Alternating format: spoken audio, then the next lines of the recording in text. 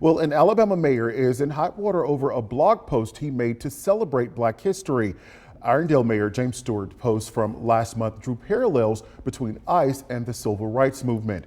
WVTM 13's Aaron Llewellyn joining me live in studio right now. And Aaron, the mayor says that he wanted to clear up the major points from his post. Yeah, Jarvis, Mayor James Stewart said that he wanted to make it clear that Irondale is not a sanctuary city. He says he's also been accused of not working with federal agencies, which he said is not true.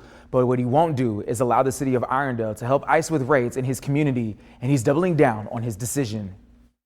I'm not changing what I said, because what I said is what I said. Irondale Mayor James Stewart took to social media to address what he calls misinformation from a blog post he made last month. This was not an immigration piece, but it was a piece about the African American journey during Black History Month. In a 7-minute long video, Stewart clarified that a post made on January 29th to his blog, We're Not There Yet, showed parallels between the current state of the country with ICE and the civil rights movement. We want to make sure that we show compassion to everyone. Love is what love does.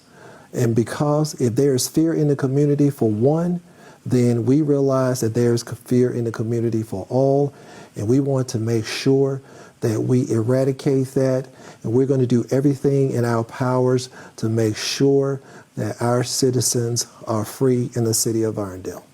Therefore, I'm going to clear up and to make sure that everybody understands my statement.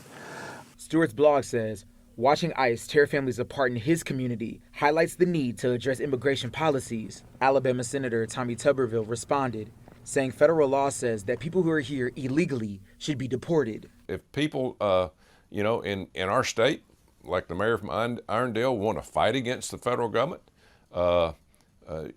he needs to understand, I am not on his side, and he's dead wrong.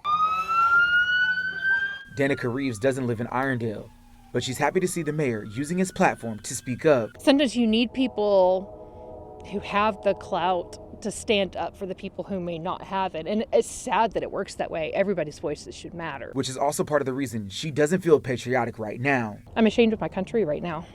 You're trying to be all USA about the Olympics, and I understand them getting booed. They absolutely should be. Reeves hopes speaking out against ICE will create a safer and more welcoming country for those who seek a better life. People deserve to be safe. People deserve to know that this is their home. Maybe it wasn't to start with, but it doesn't make it any less their home. But until then, Stewart is standing on business and being vocal about protecting those who need it. That is my position. I stick to it. I stand by it. And I hope you understand exactly where I'm coming from. Now, I did reach out to Mayor Stewart's office today to ask him for comment and was told that he was not available. Reeves says that she ordered 1,000 3D printed whistles for people to warn them of when ICE is in their community. She says they haven't been delivered yet, but she does plan to hand them out when they do.